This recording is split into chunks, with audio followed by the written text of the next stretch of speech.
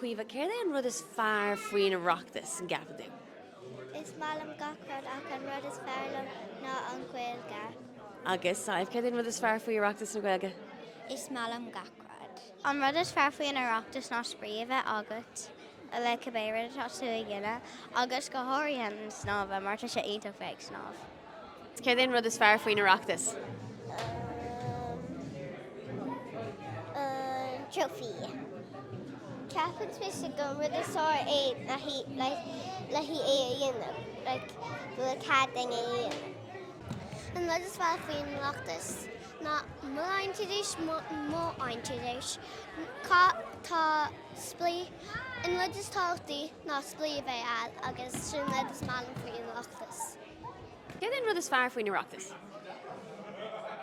And Lynn Snob. Agus colm céir an rud is fearr faoin Oireachtas. Glackaporta.